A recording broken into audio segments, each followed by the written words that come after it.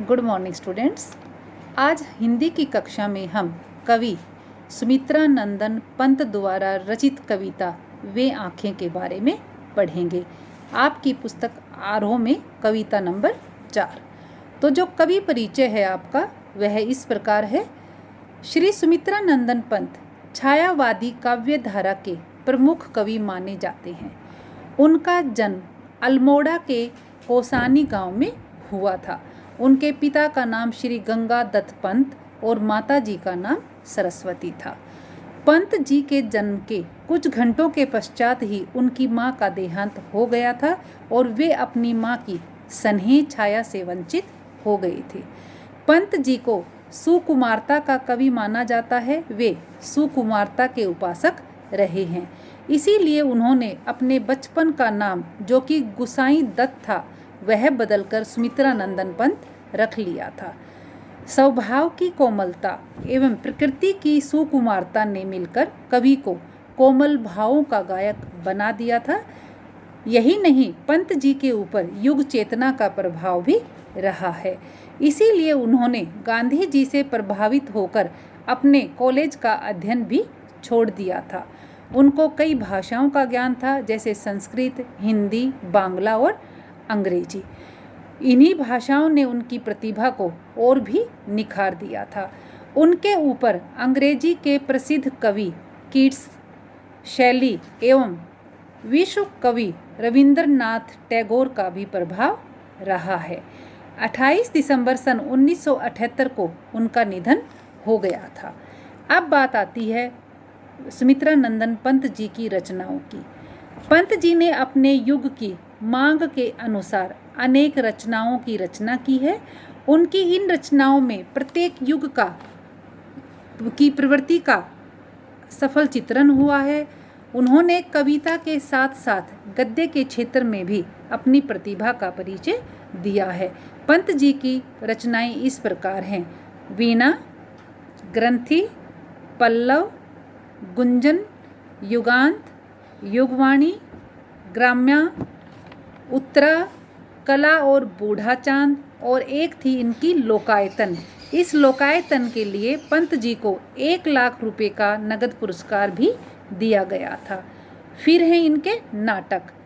नाटक में सबसे पहले आता है रजत रश्मि, फिर ज्योत्सना और फिर शिल्पी। एक इनका उपन्यास है जिसका नाम है हार। इनकी कुछ कहानियाँ भी हैं, जैसे 5 कहानियाँ, 60 वर्ष, और एक है इनका एक रेखांकन। अब मैं आपको इनकी काव्यगत विशेषताओं के बारे में बताऊंगी। पंत जी का काव्य अपने युग का दर्पण कहा जा सकता है। जिस तरह से दर्पण में हम अपना एक प्रतिबिंब देख सकते हैं, उसी तरह से इनका काव्य था वह दिखाई देता था। इनके काव्य की प्रमुख विशेषताएं निम्नलिखित हैं: प्रकृति के विविध रूपों का चित्रण, छायावादी काव्य की रचना, प्रगतिवाद और मानवतावाद, और काव्य रसों का सफल चित्रण। अब बात आती है इनकी भाषा शैली की। तो जो डॉक्टर नगेंद्र थे उन्होंने भी कहा था कि जो पंत हैं वे प्रधान रूप से कलाकार हैं। उनके काव्य में सबसे पहले कला का, उसके बाद विचारों का और अंत में भावों का स्थान है। पंत जी की भाषा शुद्ध खड़ी बोली है, जिसके ऊपर संस्कृत की तत्सम शब्दावली का प्रभाव भी दिखाई देता है। भाषा में कवि ने उसकी सौंदर्य को बढ़ाने के लिए अलंकारों का प्रयोग भी किया है। अलंकार कि जिस तरह से जो गहने होते हैं वे शरीर की सुंदरता को बढ़ाते हैं, उसी तरह से जो अलंकार होते हैं वे काव्य की सुंदरता में 4 चांद लगा देते हैं। तो कुल मिलाकर हम कह सकते हैं कि पंत जी आधुनिक युग के सफल कलाकार माने जाते हैं। अब मैं आपको कविता का सार बताऊंगी। कविता का नाम है वे आँखें। अब बारी आती है कविता के सार की। तो मैंने अभी आपको बताया कि जो कवि हैं वे सुकुमार कवि माने जाते हैं। उनकी जो यह कविता है यह एक प्रगतिशील कविता है, जिसमें एक किसान की दीनता, करुणा और उसकी पीड़ा को अभिव्यक्त किया गया है। इसमें बताया गया है कि किस तरह से एक शोषक वर्ग एक किसान के ऊपर अपने अत्याचार करता है। तो आज का जो किसान है वह गुलाम न होकर स्वतंत्र है, आज़ाद है, लेकिन फिर भी उसे जमींदारों एवं महाजनों का अत्याचार सहना पड़ता है। और जो अपना समाज है उसका क्या रोल है, वह क्या करता है, वह उसकी पीड़ा को बांटने की अपेक्षा उससे किनारा कर दूर खड़ा होकर तमाशा देखता रहता है। तो इस कविता में भी एक ऐसे किसान की व्यक्तिगत और पारिवारिक दशा का वर्णन जो कवि ने किया है वह काफ़ी अच्छा किया है। तो जो किसान है उसके बारे में बताया गया है कि किसान की आंखों में पीड़ा है, करुणा है और दीनता के भाव भरे हुए हैं।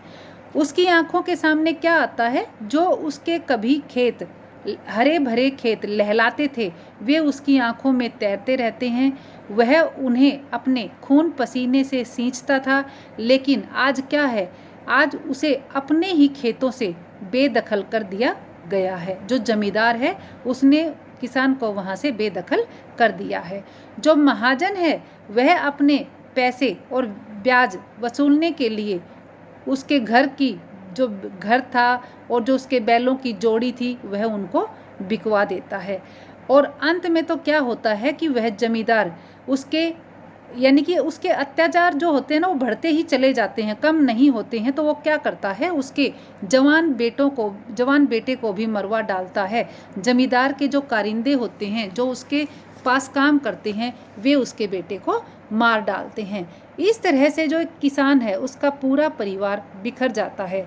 उसकी पत्नी भी दवा के अभाव में मर जाती है और जो उसकी बेटी थी दूध मोही बेटी वह भी अपनी माँ के बिना चल बसती है। फिर बेटा मर जाता है, पत्नी मर जाती है, बेटी मर जाती है और अंत में जो इसकी पुत्र वधू होती है, जो बेटे की पत्नी होती है, उसके भी साथ क्या होता है कि जो कोतवाल होता है वह उस पर बुरी नज़र डालता है तो वह भी कुएं में डूबकर मर जाती है। और अब इस पीड़ा को ढोने के लिए कौन बचता है, अकेला किसान रह जाता है। वह उसे रह रहकर अपना बेटा, अपनी पत्नी, अपनी बच्ची सब उसे याद आते रहते हैं और वह जो सुख उसने भोगा था उसकी आंखों में वे सारे पल भर के लिए वे सारे सुख तैरते रहते हैं, घूमते रहते हैं। लेकिन जब फिर से उसके सामने वास्तविकता आती है तो वे उसे आहत करने लगती हैं, वह फिर से टूट जाता है। जो समाज है वह किसान की कोई सहायता नहीं करता, वह तो उससे ऐसे दूर खड़ा हो जाता है जैसे उसको जानता ही नहीं है।